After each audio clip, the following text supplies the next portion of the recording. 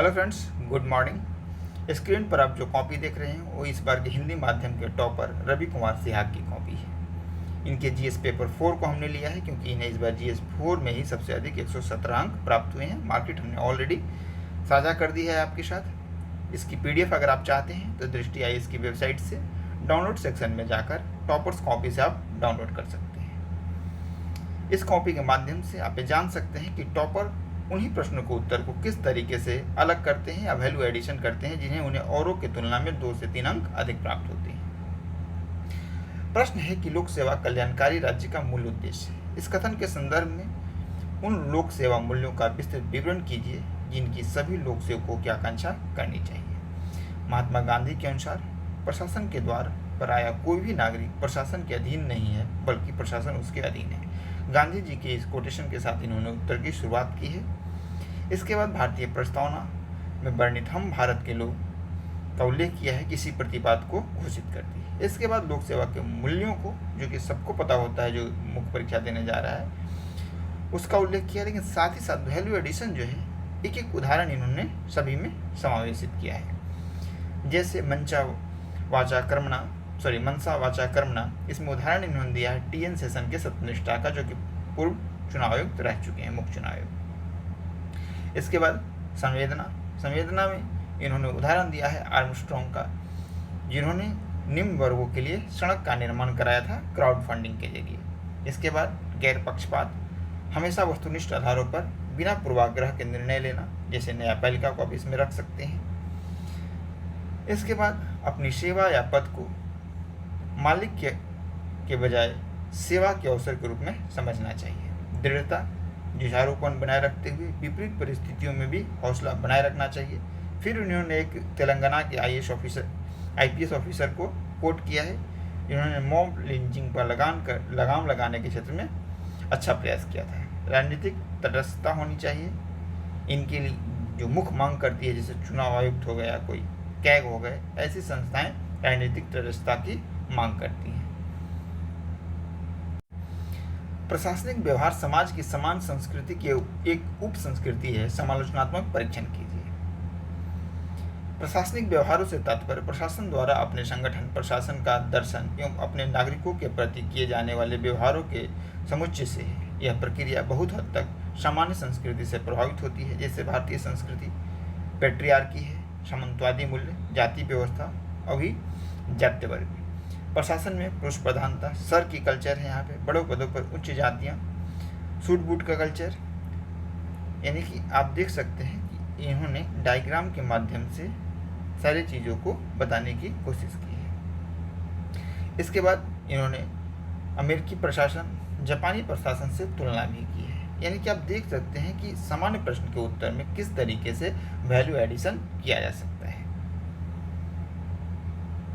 उदाहरण जहां तक संभव हो सके वहां तक आप कोट कीजिए। अगला प्रश्न है, कॉर्पोरेट सामाजिक दायित्व केवल एक सामाजिक दायित्व नहीं है बल्कि एक नैतिक दायित्व भी है, टिप्पणी कीजिए। तो इसमें और जीएस के पेपर 3 में अगर यही प्रश्न पूछा जाए इकोनॉमी वाले सेक्शन में, तो उसमें अंतर क्या होना चाहिए कि वहाँ पे आप बहुत सारे जो एक्ट है उसके पॉइंट्स को मेंशन कर सकते हैं। यहाँ पे उसके पॉइंट्स को मेंशन करना बहुत ज़्यादा जरूरी नहीं है, आपको इसके फिलोसफिकल और नैतिक पक्ष पे ध्यान देना है। तो भारत की कंपनी अधिनियम 2013 के तहत कॉर्पोरेट सोशल रिस्पॉन्सिबिलिटी की धारणा प्रस्तुत की गई, जिसके अनुसार कंपनी के अपने निश्चित आय का कुछ हिस्सा सामाजिक कार्यों में लगाना होगा। अब देखिए, जो मेन है ना वो ये हिस्सा है। CSR एक सामाजिक दायित्व के रूप में, तो पहले इन्होंने बताया कि सामाजिक दायित्व के रूप में कैसे है, सभी हितधारकों में समाज का भी हित होना चाहिए, कंपनी भी समाज का हिस्सा है। कंपनी की नकारात्मक गतिविधियों का प्रभाव समाज पर भी पड़ता है, जैसे बहुत सारी कंपनियों से प्रदूषण फैलता है।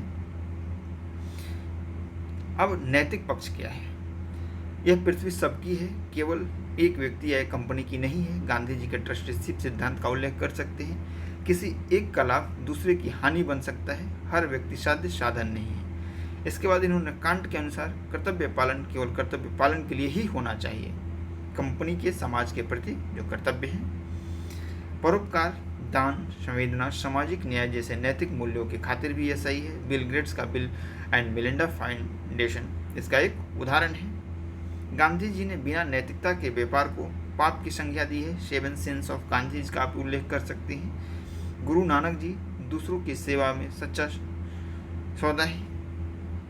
इस प्रकार न केवल सामाजिक रूप से अपितु नैतिक रूप से भी CSR एक अत्यंत आवश्यक पहल है। एक कथन वाला प्रश्न ले लेता हूं, क्योंकि कथन वाले प्रश्न को उत्तर लिखने में छात्रों को ज्यादा दिक्कत होती है। बिना हृदय को शिक्षित किए मस्तिष्क को शिक्षित करना कोई शिक्षा नहीं है। अरस्तु का यह कथन शिक्षा के अर्थों को विस्तृत आधारों पर तौलता है। इस कथन का अर्थ है कि शिक्षा का अर्थ केवल तथ्यों का समावेश करना, ज्ञान की पुस्तकों को पूरी तरह रट लेना ही नहीं है, बल्कि अपने हृदय पक्ष अर्थात भावनात्मक मूल्यों जैसे करुणा, संवेदना, न्याय, विवेक आदि का विकास करना भी है। गांधी जी ने भी अपनी शिक्षा व्यवस्था में आत्मा एवं मस्तिष्क को शामिल किया था। एक चीज़ आप हमेशा ध्यान रखिए कि कथन वाले जब आपसे प्रश्न पूछे जाएं तो जिस व्यक्ति का यह कथन है उसके अलावा भी उस कथन के समर्थन में 2-4 थिंकर्स के और भी जो स्टेटमेंट्स हैं जो उसको सपोर्ट करते हैं उसका उल्लेख आप जरूर करें अगर संभव हो तो, जिसमें न्याय के साथ साथ विभिन्न मूल्यों के द्वारा आत्मिक विकास को भी छुआ गया था। आज के समय में जिन मूल्यों की क्राइसिस है से दुनिया पूरी जूझ रही है, उन्हें देखते हुए अरस्तु का यह कथन शिक्षा को संपूर्ण अर्थों में प्रकट करता हुआ प्रतीत होता है। वॉरेन बफेट जो कि एक शेयर मार्केट स्पेशलिस्ट हैं, भी कहते हैं कि बिना सत्यनिष्ठा का ज्ञान एवं प्रतिभा अधिक खतरनाक होती है। तो वहाँ भी मूल्यों को अरस्तु के हृदय पक्ष से जोड़कर देखा जा सकता है। आज के डेनियल गोलमैन की भावनात्मक बुद्धिमत्ता से साधारण बुद्धिमत्ता से उच्च साबित करना ही अरस्तु के इस कथन की प्रासंगिकता सिद्ध करता है। इसके बाद इन्होंने छोटा सा डायग्राम बनाया है। तो आप देख सकते हैं कि उत्तर में ऐसा नहीं है कि कोई ऐसी चीज़ है जो आप नहीं जानते हैं, बस उसके वर्गीकरण, उसके प्रस्तुतिकरण, उसमें किस तरह से उदाहरण डालकर आपको वैल्यू ऐड करना है। यानी कि जो निरीक्षक है जो परीक्षक है उसे कॉपी चेक करते समय मगअप ना करना पड़े, चीज़ें क्रिस्टल क्लियर उसे दिखाई दे। अगर आप ऐसा करते हैं तो आपको भी औरों की तुलना में कुछ अंक का फायदा जरूर होगा।